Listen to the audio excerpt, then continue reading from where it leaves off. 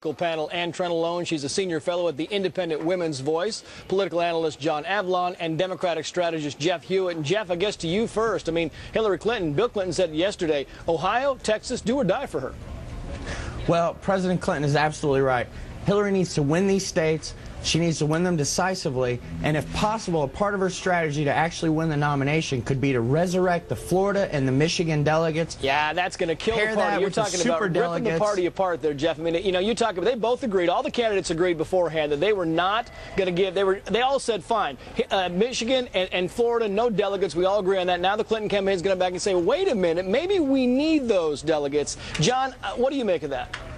I agree with you. It'd tear the party apart. What's most significant is what Gary Morrow just said. That is a significant condemnation by a Texas co-chair of the campaign. Sure. That means the campaign's running for the hills. They're real nervous, and they have reason to be. And I mean, really, Hillary Clinton, even if she wins Ohio and wins Texas big, it's still proportional, right? And so she might pick up 15 delegates here and there. It's all going to come down to the super delegates, and you're talking again about tearing the party apart when you go after those super delegates, right? That's exactly right. I think if she pulls a parliamentary maneuver and tries to essentially steal the nomination with super delegates, you're going to see reverberations and ramifications well through this election. The Clinton legacy will be tarnished forever. I think a lot of voters are going to go searching for another candidate, and independent voters are going to make the real difference, and they're going to be turning away from Hillary Clinton like mad if she does. Go ahead, Ann. I'm sorry. I had you going there first.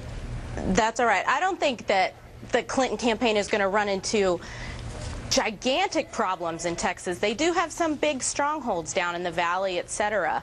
But I think the Gary Morrow comments are really interesting. He knows something about winning elections in Texas, and he knows something about losing elections in Texas.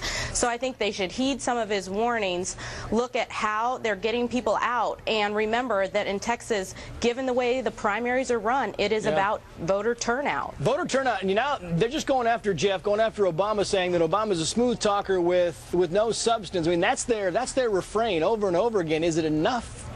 Well, we'll see soon. I think that the increased turnout will actually benefit Hillary in the rural parts of Texas among working class people. So I don't think this Texas primary is over yet, and we should not count her out. John, 10 seconds. Of course we shouldn't count her out. This primary still's got to happen. But independent voters are going to be a factor, and Obama's got the momentum, he's got the money, and Hillary's on the ropes. And you want to wrap up the left for us? The left side of the debate, that is. Basically, I think it's going to be a hard fight, and this is Hillary's last stand. The panel could sit tight for us. That'd be great. We're going to come back to you here in a minute, but I want to get back to the top story. One of the top stories of the day with so many. John McCain. John McCain, the article in the New York Times coming out saying that John McCain had an inappropriate relationship with a lobbyist and that he might be a political hypocrite. We'll talk to our panel about that next. Well, it seems a lot of presidential campaigns are forced to address a scandal at one point or another, and now it's John McCain's turn. This morning, McCain came out swinging over a New York Times article suggesting he had an inappropriate relationship with a female lobbyist. Well, something like this is always distracting and very disappointing, and I hope we can, by doing what we're doing here, put to rest the whole situation. How the incident will ultimately affect McCain's campaign remains to be seen. Back with us now, political analyst John Avlon, senior fellow at the Independent Women's Voice and Trenolone. She's representing the right, and Democratic strategist Jeff Hewitt. And Jeff, I know you're about to tell us that this was journalism at its finest, so go ahead, you first.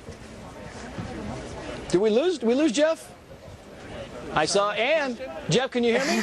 I hear you now. What's your question? My question was, I know that you're about to tell us this was journalism at its finest, so go ahead. Well, I just think that, the difference in the different campaigns, that's just... You think this article was fair, Jeff?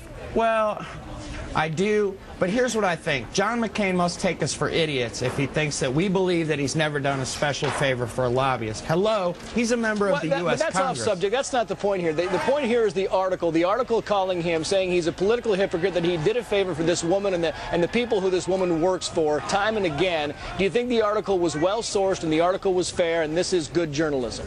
I don't know how well-sourced the article was, but I think you read it. Did you read it? There were no sourcing.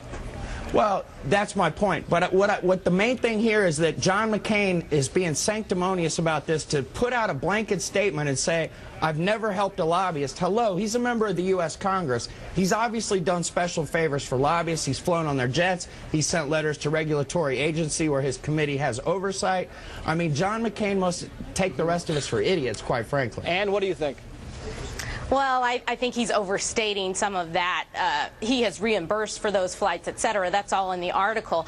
But I think what people need to go back to is... Go ahead, Ann. After the fact, you can do that. It can still be legal if you're reimbursed for those kind of payments after the fact. A smear article, Ann? I mean, the stuff, the politics notwithstanding, the article, was the article fair in your estimation? I would recommend that everyone in the public and in the media approach this article with a healthy and robust skepticism. Because John Avlon you're looking at... John, I'm going to get John's opinion here. We've got a few seconds left. John, go ahead. This is the New York Times trying to build up a likely Republican nominee and then take him down. It's shoddy journalism. It's a lousy article. It's unsourced. It dredges up lots of old stories that McCain was exonerated from, and he's an honorable man, and this is not like this. John Avlon, Ann Trenolone, Jeff Hewitt, thank you all. The big board, let's take a look. Let's not. We got a break. We'll come back on the other side.